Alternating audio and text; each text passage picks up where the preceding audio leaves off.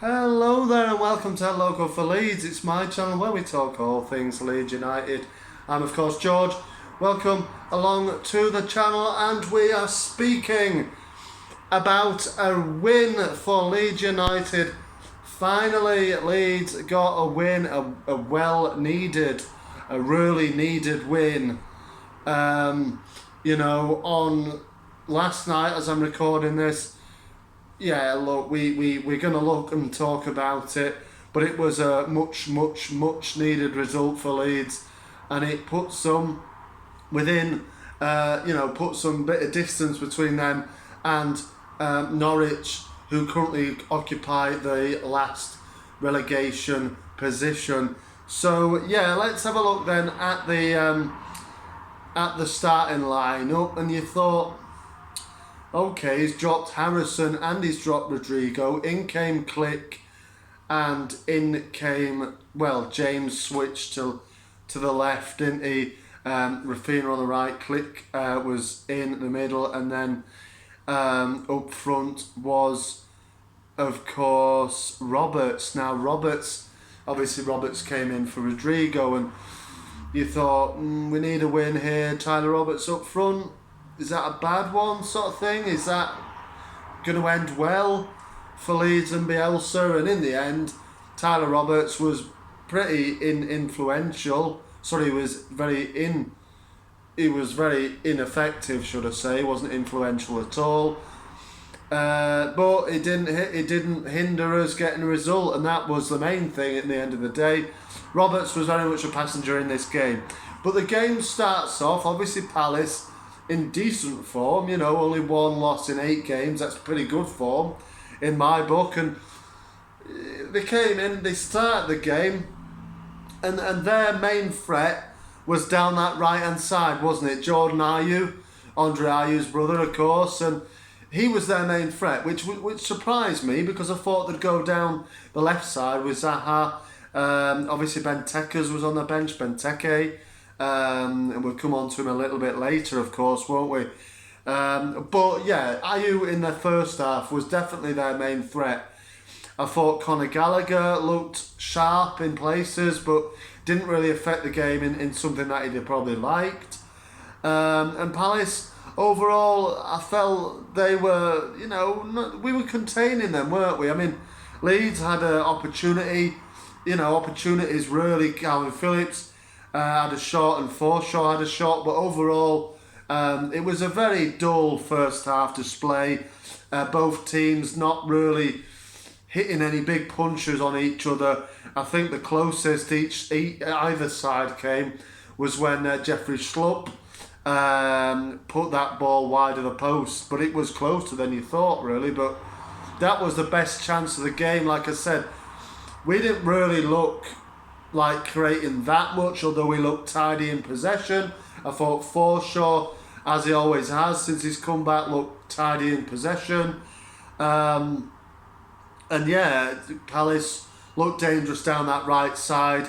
I thought Pascal Strout was struggling to contain it. The second game in a row where in the first half our left back has struggled to contain his opponent, his direct opponent, and this time it was Strout struggling with Ayew, and yeah, obviously he injured himself slightly in a tackle to get the ball, and he got a booking, and he came off at half time. It was 0-0 at half time, obviously, and yeah, it was a bit of a slow half. I thought Click wasn't really doing much in that advanced role, and he got taken off at half time. But it was great to see some actual, first team players coming on in the second half to affect the game. Obviously Rodrigo, he came on for Click.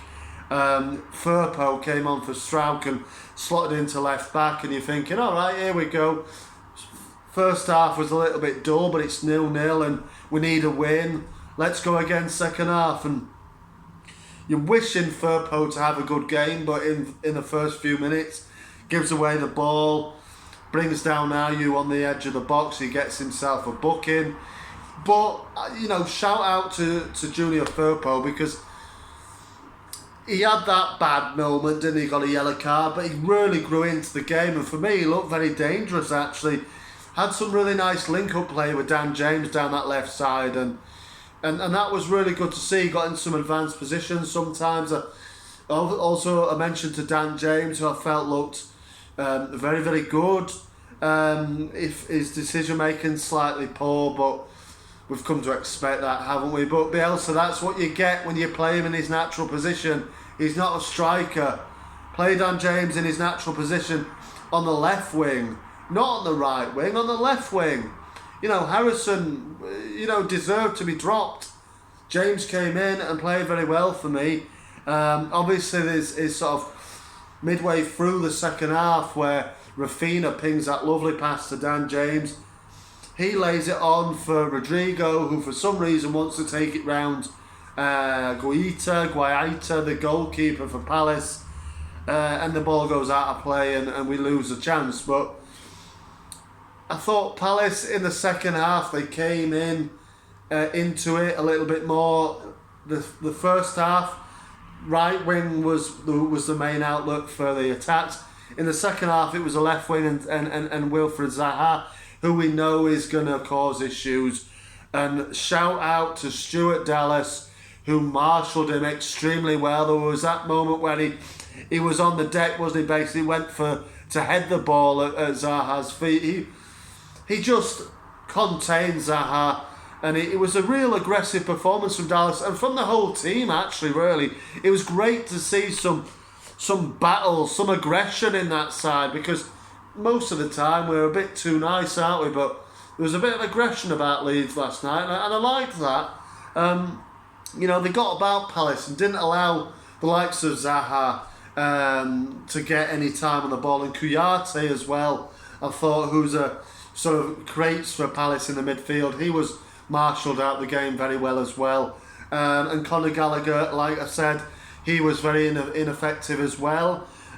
So we marshalled him out the game pretty well as well. And all round, I thought it was a great performance from Leeds. And it was building up to that moment where you're thinking it's going to be a 0-0 draw, this, coming into the last minute. And then obviously the corner comes in. Cooper heads it on, and why has he got his arm up? It's all day long, it's a penalty. It was the same, basically the same as the Newcastle penalty incident last night as well. Gilmore had his hand up there. It was Guhai, who had his name up high. He had his hand up high, his arm up high, and it hit it. Clear penalty. Kevin Friend was everybody's friend, wasn't he? Well, other than the Palace players and fans in the stadium there last night. Went to the VAR, gave the penalty, and you're thinking, right, oh, that's great. You hear the loud cheer from the crowd, but you're thinking, we've still got to score it. There's pressure on here. Last, injury, stoppage time penalty. I was actually very surprised to see Rafinha step up. And it was heart in the mouth moment, wasn't it, when he did the Jorginho kind of skip. But it ended up in the back of the net. That's all that counts at the end of the day with a penalty. And Ellen Road erupts, the lads go wild, and we end up winning 1-0, and it was a unbelievably important win, that given the games obviously that we've got coming up. Obviously past Brentford on Sunday, we then have Chelsea, City, Arsenal and Liverpool, all within the space of something like 2 weeks, I think it is. So it's a ridiculous fixture list, that, and so this is why the Palace performance and win was so important. Not necessarily the performance was pretty average, but at the end of the day, a win is a win. It was a brilliant win, and great to get a last minute spot kick, isn't it? A last minute winner from that magic man Rafinha. Obviously Crystal Palace had the chances as well. Benteke, how did he miss? It wasn't good Tekers, was it, that he missed it at the far post, when it would have been easy to score. Now he's an international top flight player, and he's missed that. He's paid to put them in the net. He didn't. And then you have that other Benteke chance, bit fortuitous from his end and from ours as well, really, where the long ball comes in, swirling ball, Benteke just pokes his foot out. Melié's in no man's land initially, but does well agility-wise to get back and block it on the line and save a certain goal, really. It was obviously heading into the back of the net, crossing the line, whatever. It was going to go in and leave Palace 1-0 up there, but he did well to get back. Initially, I thought it was a bit naive goalkeeping to find himself out in that position when really you could probably judge that better on his line and save it comfortably. But there you go, it was a good save in the end and kept us at 0-0. Obviously we then went and won the game 1-0. It was a great performance. Well, like I've said, it was a great win. Not necessarily performance, but there were some standout performances, like I said, Dallas for me and James being the two real ones that stood out. Rodrigo played his part when he came on, I felt, as well, and Forshaw and Phillips were combative as usual. Phillips, of course, squashed any rumours that he'd had a bit of a tiff with Bielsa by saying he would never do that. He respects him too much to ever disrespect him, basically, and fall out with him. I didn't think there was any truth in that anyway, but there you go. From the man himself, he said there is no problems there. And we move on to Sunday, which is another massive game at Ellen Road. Hopefully we can get another 3 points and go into those tricky looking fixtures on good spirits with 2 wins in the bag. Because let's be honest, it's going to be very, very tricky to get anything from those 4 games that follow the Brentford one. But let's wait and see. You never know. We did beat City obviously last season at the Etihad. Got a draw with Arsenal, didn't we, at Ellen Road as well. So you never do know. Give the lads a bit of confidence. Hopefully 2 wins coming into that. But we'll be previewing the Brentford game later on in the week. But it was a fantastic result. Let me know your thoughts of the game in the comments below there. Any Palace fans, commiserations? Not really, but you know what I mean. Did you go last night and how did you find it? How did you think you played? I mean, Vieira said he thought you were the better team. I mean, I would beg to differ with that one. You had some good chances, but overall I felt like it was pretty even, and we obviously snatched it in the end. Bit of a smash and grab, but they all count. All these points count. We are now on 15 points from 14 games, and it puts us sort of into, I think we were 15th now maybe. Keep an eye on the games tonight and what goes on there. But let's wait and see. But anyway, and then just to end it, obviously there's been some unpleasant chanting going on at the game last night, and you know, those people who have done that should be ashamed of themselves. Hopefully Leeds United have found out who it was and told them in no uncertain terms that they are not welcome in Leeds United, in Ellen Road, in any ground, hopefully, because that sort of homophobic chanting is not welcome. We are nearly in the year 2022. You know, people are gay, get over it. You know, it's just, and forever, for anybody who's doing those chants, what are you doing? Have a word with yourself. Like I said, it's 2022 nearly. People are gay, get over it. You know, there's no place in that for that sort of chanting anywhere, in any walk of life.